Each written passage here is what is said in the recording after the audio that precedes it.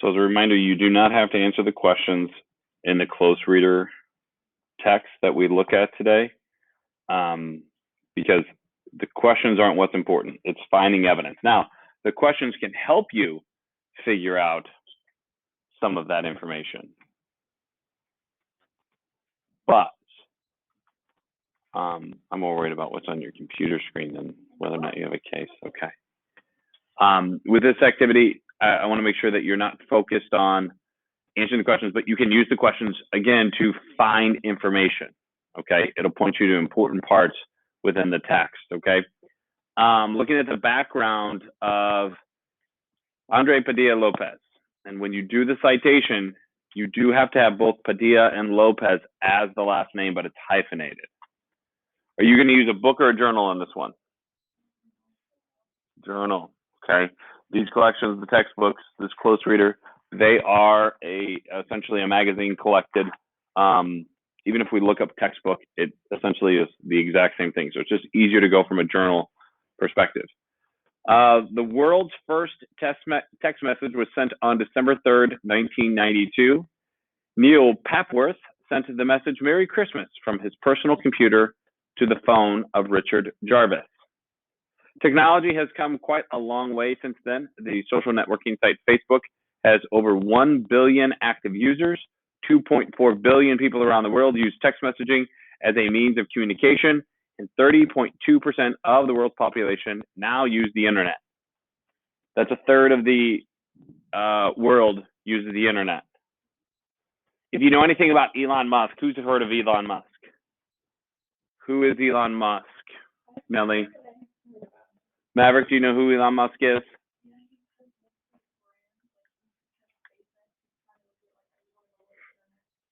Outstanding. That's exactly what I was going to refer to. So you do know about Elon Musk, right? Like, what is he doing? You said that he's using SpaceX to give everyone in the world internet. Do you know what he's doing with that? How he's doing it?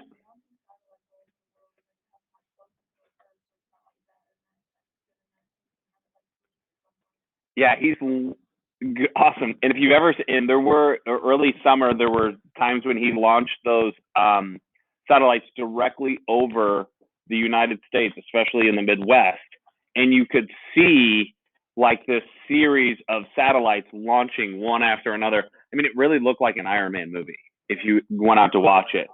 And they were just like white dots following each other, right? They were just crazy looking. Okay. Well, you wouldn't see him right now because he's not launching them over the U.S. at the moment, but he did over the summer, and they were wild. They were wild looking. And at first, like, if you didn't know what it was, you're like, oh my gosh, there's a meteor shower. And then you're like, wait a minute, they're going away from the planet. Like, they were not going across the sky.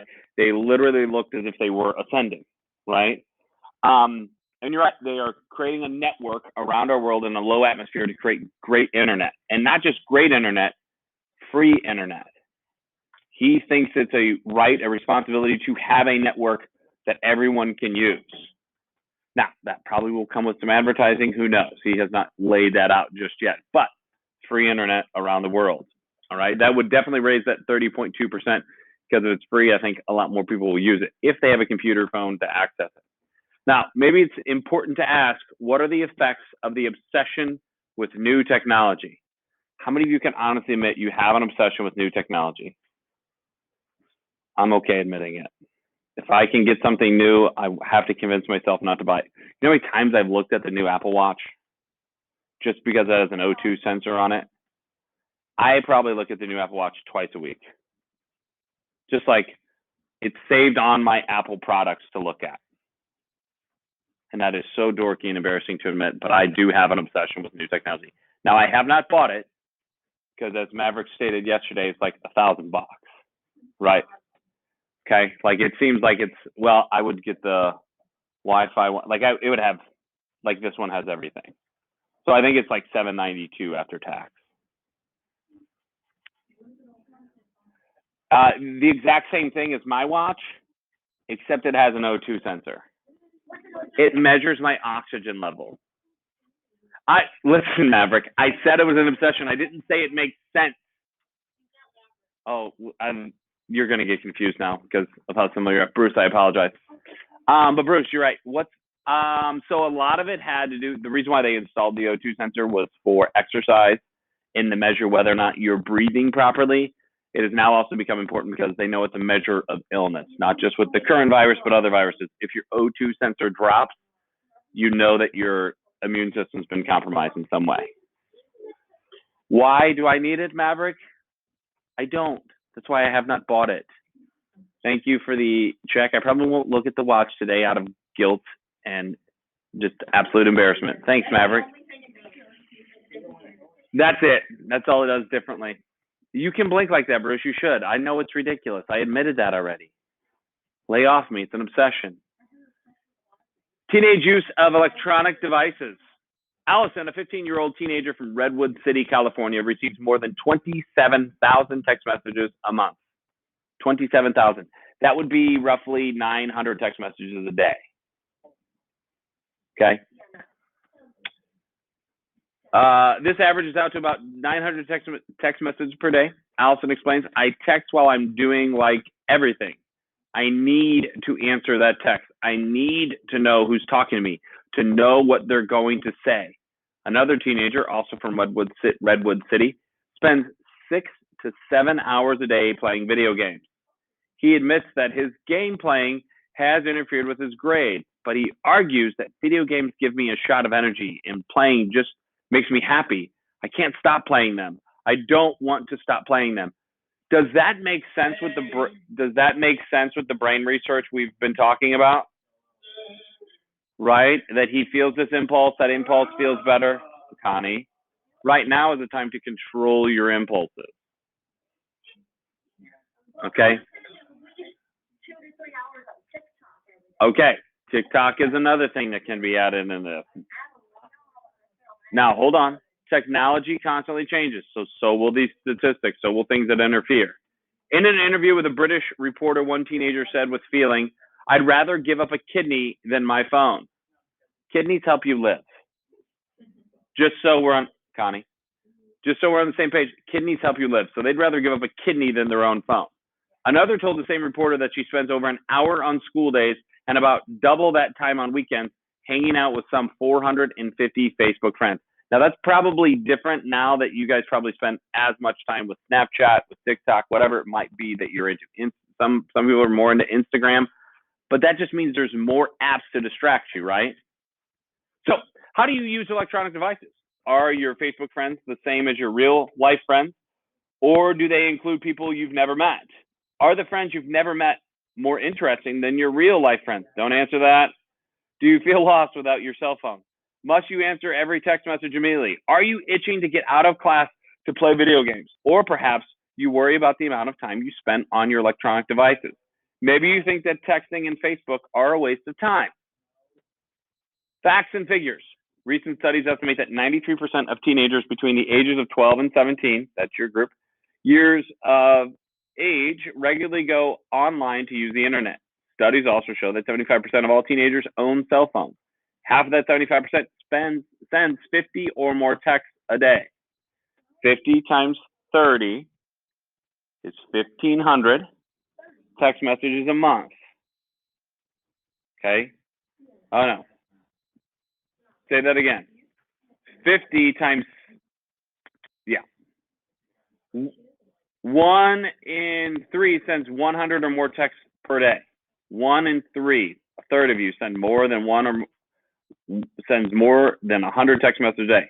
Some teenage cell phone users don't even use their phones to make actual phone calls. How many of you think it's weird to call someone? How many of you try not to call anybody on their phone? Lots of you. Except to their, gotta scroll down, to their parents. Instead, they are texting to communicate. And as all cell phone users know, today's phones enable you to do much more than just texting. They allow users to take and share pictures, play games, listen to music, swap videos, and access the internet and social networking sites such as Facebook and Twitter. And now think about it. This was written when Facebook and Twitter were the two primary ones. What do you have? Snap now. Some of you go right onto Twitch directly from your phone. TikTok. What am I missing?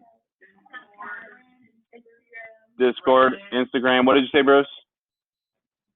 Okay. No, I hope not.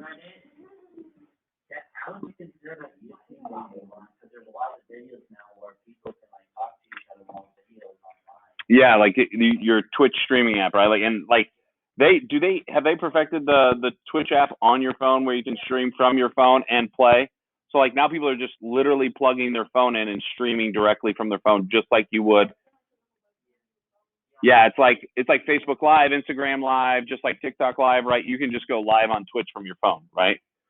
So as things expand, these numbers are probably going to get worse or larger, I should say. Now, we're not going to talk about the pros and cons because I'm going to leave that for you to read. This is where it's going to discuss these numbers. Depending on which side, and I don't want to give a slant, that's why we're not going to read it. It is for you to read. It is for you, Connie. It's okay. Hey, he's got it. I'm not going to read the pros and cons for you because that's where a lot of your information is going to come from on your side, and I don't want to sway your side one way or another. Now, I will tell you, and as I've been thinking even about your papers, do any of you have any kind of statistics you can include from your own technology use? Screen time. That's exactly what I'm thinking about. Could you use that as an introduction into your paper when we start thinking about this? Can you use that as a comparison of how much you might use your phone? It would be interesting to see. I'm just saying. So you have the rest of the article to finish up. Remember that you're using a journal citation. Okay. Questions, concerns, comments about this one. Pretty straightforward, right? Like you guys have been asking for, why aren't we reading articles directly about technology? Here is one. Now there is other stuff on the internet. I'm just going to tell you that a lot of it is not factually checked. It is not up-to-date information just yet because it does not have enough of data pulling. Okay. This one has a ton of stuff you can use. All right. You have the rest of the hour to work.